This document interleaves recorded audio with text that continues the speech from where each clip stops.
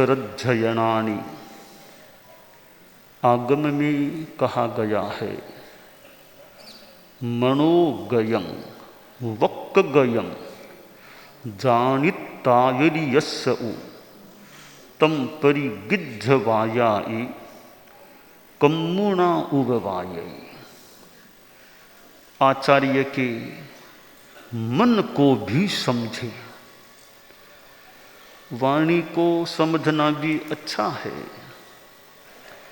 पर वाणी से भी गहरे में कि मन क्या है, मर्जी क्या है, इच्छा क्या है, इसको भी समझ लिया जाए तो यह शिष्य की एक खासियत या थोड़ी विशिष्टता मानी जा सकती है कि शब्द से कहने की अपेक्षा नहीं पड़ी, मन के भावों को भी शिष्य ने समझ लिया कि मेरे आचार्य प्रवर की मर्जी क्या है, वो चाहते क्या हैं, उनकी भीतरी इच्छा इंगित वो क्या है, वो फरमाए न फरमाए, मैं मन को समझ सकूं। और लगे कि लगता तो यही है कि अभी ऐसी मर्जी है, पर पक्का क्या पता यह मर्जी है या नहीं, तो निकट पहुंच सकते हो। कभी अवसर देखकर पूछा जा सकता है, गुरुदेव इस विषय में आपकी क्या मर्जी है, आपका क्या मार्गदर्शन मेरे लिए है। पूछ के स्पष्टीकरण कर लो कि मेरी जो संभावना थी वही है या उससे कुछ भिन्न है।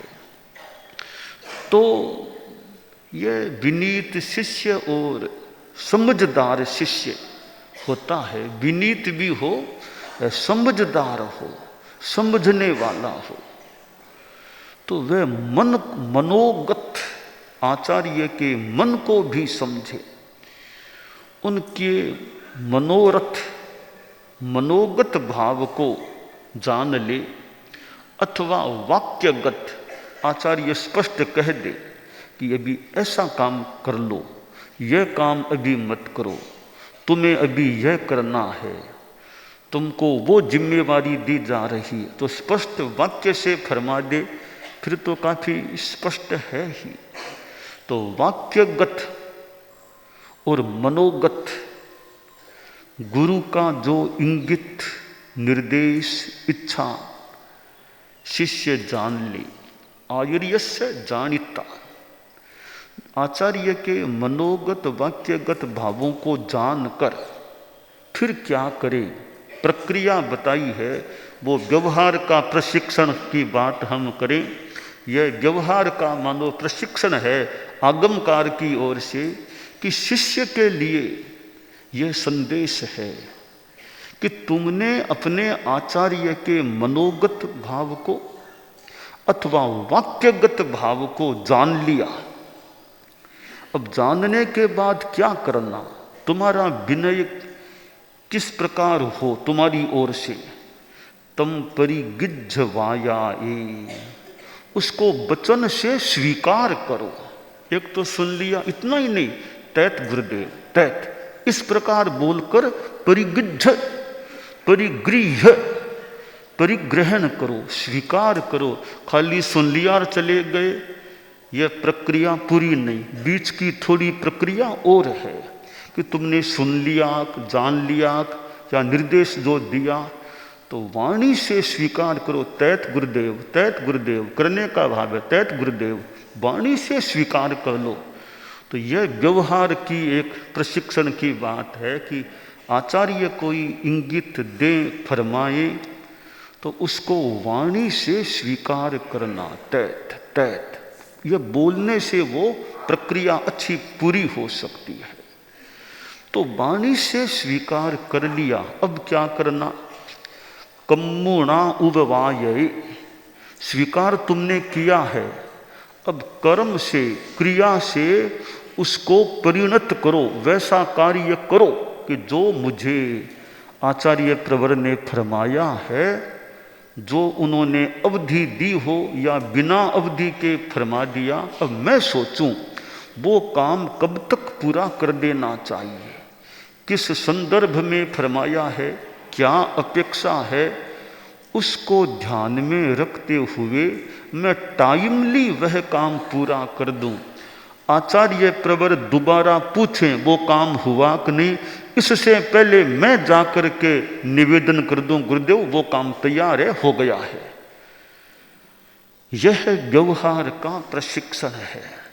गुरुकुलवास में रहते हैं तो आचार्य का ज़्यादा कईयों को इंगित निर्देश कार्य के लिए मिल सकता है। बहिर्बिहार वालों को भी इतना न भी मिले, कभी दूर से भी कोई इंगित मिल जाए कि इस बात पर ध्यान देना है, अमुक को संभालना है, अमुक की आस्था श्रद्धा पर ध्यान देना है, अमुक कोई बैरागी है तो उस पर और विशेष ध्यान देना है, ऐसा कोई इंगित चला जाए मिल जाए तो वहाँ दूर से वाणी से तो क्या बोले, मन से भी कि गुरुदेव का जो इंगित आए वो मुझे स्वीकार है और मुझे इस पर अब सचेष्ट होकर कुछ करना है, कार्य संपादित करना है। तो यह हमारी साधु संस्था की विनय की परंपरा कितनी उन्नत है, कितनी विकसित है कि केवल सुन लिया यही नहीं, वचन से स्वीकार करो। तब आचार्य को भी लगे हाँ मेरी बात को अच्छी तरह ले लिया है।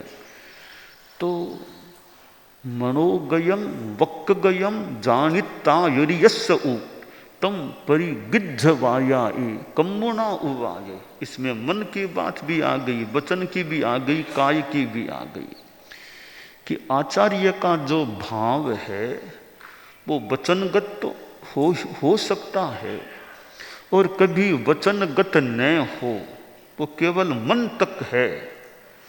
तो कोई शिष्य मनोगत भाव को भी जान ले या आशंका हो तो पूछ करके जान ले कि यह आपकी मर्जी है क्या अभी, तो वो जान ले। गुरु कह दे हाँ अभी सोचता हूँ कि यह काम ऐसे होना चाहिए, तो फिर जान लिया तो परिगिद्ध वायाई, वचन से स्वीकार करके तैत गुरुदेव मैं करने का भाव है, मैं ध्यान देने का भाव है, तो उसको स्वीकार कर लो वचन से। स्वीकार कर लिया कि अब मुझे कार्यान्वित करना है गुरुदेव के भाव को, तो यह एक सुविनीत और समझदार शिष्य का स्वरूप होता है। कोई शिष्य विनीत है पर वो इतना बौद्धिक, इतना नहीं कि बात को पकड़ ले, मनोगत बात को पकड़ ले, इतनी उर्मा सब में न भी हो, विनीत है, भला है, पर थोड़ा समझदार है, इंटेलिजेंट है, वो मन के भाव को भी पकड़ ले, आशंका हो तो स्पष्टीकरण कर ले। तो यह एक विनय की परंपरा है। अब मैनेजमेंट की एक बात और है, मैनेजमेंट की, कि मैनेजमेंट की बात एक यह है कि निर्देश देने वाले ने कईयों को निर्देश दे दिया कि तुमको ये आगम का काम करना, तुमको वो काम करना, तुम्हारे जिम्मे ये है, अब जल्दी वो काम पूरा होना है। तो यूँ तो जिनको सौंपे उनको अपने ढंग से कार्य में लगना ही चाहिए, पर आदमी भूल जाए और काम में लग जाए, तो निर्देश देने वाला कभी कभी पूछताछ करे कि वो काम कितना हो गया, काफ़ी हो गया, कितना बाकी रहा, काम शुरू हो गया ना, तो बीच बीच में पूछताछ करो। तो पूछताछ करने से जिसको काम सौंपा उसमें त्वरा आ सकती है, काम जल्दी संपन्न हो सकता है। तो शिष्य का तो धर्म हो गया कि निर्दिष्ट कार्य को आचरण से परिणत करे, और मैनेजमेंट के हिसाब से जो निर्देश देने वाला हो, मुखिया हो, वो सोचे भी मैंने 15, 20, 25, 30 को काम सौंपे हैं, तो कहीं कार्य में देरी न हो जाए, तो निर्देश देने वाले का यह जिम्मा वो बीच बीच में पूछता रहे, काम कितना हो गया, कब तक काम पूरा हो जाएगा, इतना हो गया क्या, और कोई अपेक्षा हो तो मेरे से पूछ लेना। तो पूछते रहो, बीच बीच में पूछो। पूछने से कार्य टाइम पर संपन्न होने की अधिक संभावना, पूछे ही नहीं। कभी 2 साल पहले सौंपा था, अब जिसको सौंपा वो भी भूल गया और काम में लग गया, तो काम पूरा होगा ही नहीं। तो इसलिए मैनेजमेंट को संभालने वाला हो तो वो या तो अपने दिमाग में रखे या अपनी डायरी आदि में रखे किसको क्या काम सौंपा है, कब सौंपा, क्या सौंपा, उनको डेडलाइन कोई दी तो क्या डेडलाइन दी हुई है, कब तक काम संपन्न करना। तो वो अपनी डायरी के अनुसार कभी कभी पूछ ले, भाई वो काम चल रहा है ना, कैसे, और कोई दिक्कत तो नहीं आ रही है ना। तो पूछते रहो, मौके मौके पर पूछो। तो पूछने से वो काम, इसलिए आचार्य तो खैर बड़ी बात है ही, और भी जो मैनेजमेंट को संभालने वाले हैं, अपने अपने क्षेत्र में मुखिया हैं, काम करने वाले हैं, तो भी वो जो मुखिया हैं या उस जिस व्यवस्था से जुड़े हुए हैं, उनके नीचे और भी कई काम करने वाले हैं। तो ये प्रश्न करना, पूछते रहना, बार बार मत पूछो, भले मौके मौके पर पूछते रहो काम कितना हो गया। तो यह एक मैनेजमेंट का हम सिद्धांत मान लें कि जो मुखिया है, काम जिसके निर्देश से होता है, वो अपेक्षानुसार जिनको काम सौंपा गया उनको पूछता रहे। संसार में तो वेतन मिलता है, सैलरी मिलती है, इसलिए वो पूछने का जो अधिकारी है उसको मानो पूरा अधिकार है, भी तुमको हर महीने वेतन दिया जा रहा है तो हमें पूछने का अधिकार है, कितना काम किया, तब तक इतनी अवधि तक काम पूरा करना है, किया कि नहीं किया। तो जहाँ वेतन का लेन देन है वहाँ तो पूछने का अधिकार है ही है, पूछा ही जा सकता है, ऐसा लगता है। पर हमारे परिप्रेक्ष्य में जहाँ सीधा कोई वेतन का लेन देन तो है नहीं, हो सकता है कहीं किसी रूप में कोई कुछ मिलता हो, कुछ कभी न भी मिले, तो करने वाला सेवा की भावना से कर रहा है, निर्जरा की भावना से, सेवा की भावना से, गुरु भक्ति से प्रेरित होकर कार्य कर रहा है, तो वह उस रूप में सर्वेंट तो है नहीं, नौकर तो है नहीं, हमारा ही संग का व्यक्ति है, भले शिष्य मान लो कुछ भी, तो वो काम कर रहा है। तो वो वेतन भोगी उस रूप में नहीं है जैसे दुनिया समाज संसार में होते हैं, पर काम तो हमें कराना है ना, वेतन भोगी नहीं है। तो उसको अच्छे तरीके से पूछे, सम्मान से पूछे, कोई एकदम नौकर की तरह नहीं पूछें, भले मौके पर अच्छे सम्मान के साथ पूछें भी कि यह काम इनको सौंपा गया है, देखते हैं कब काम पूरा होता है। तो उसको एहसास हो जाए कि मुझे काम शीघ्र संपन्न करना है।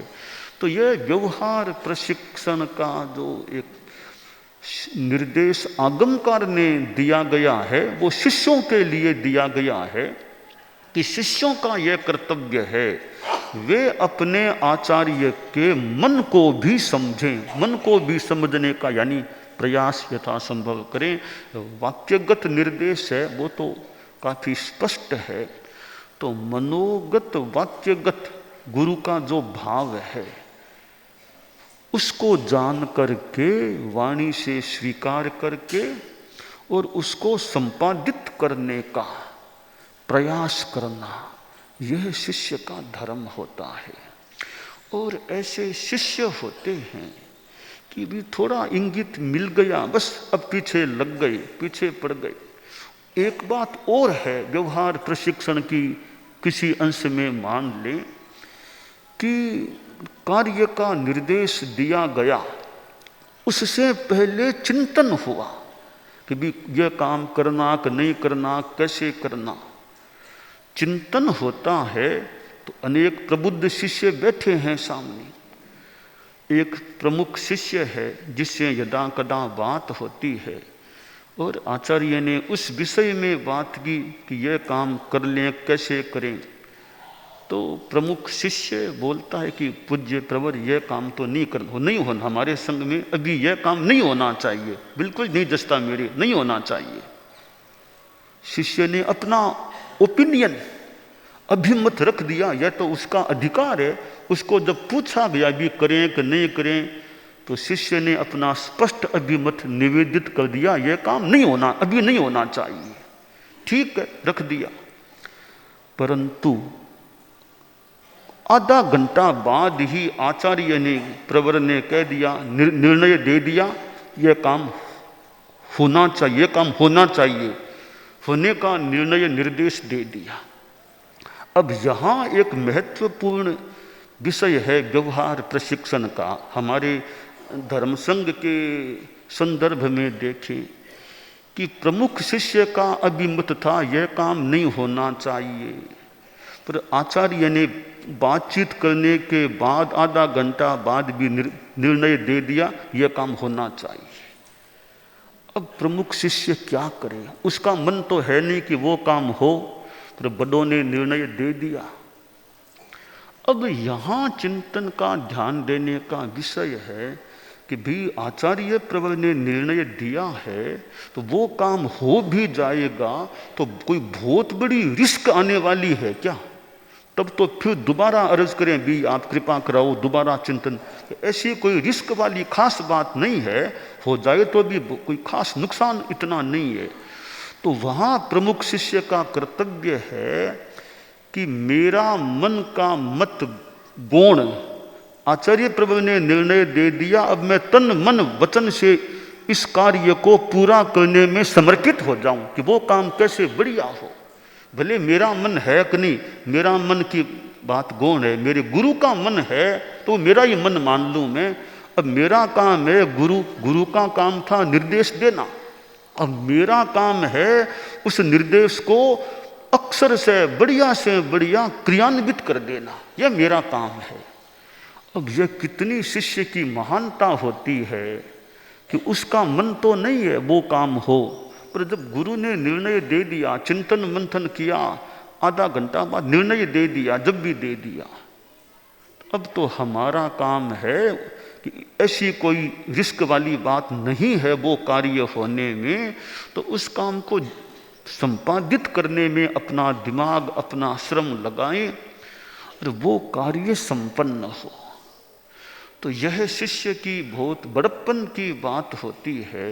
अपने मन के विपरीत गुरु का निर्णय हो जाए तो उसको भी उसी तरह संपन्न करने का प्रयास करे, मानो कि उसके मन के अनुकूल ही सारा निर्णय हुआ है। लगे बहुत ही कोई रिस्क है तो दोबारा फिर अर्ज कर दिए, गुरुदेव एक बार फिर आप ध्यान दिला लो, यह निर्णय पर आप परिवर्तन की बात सोचने की कृपा करो, मेरे ख्याल से बहुत ही यह गड़बड़ मामला होगा।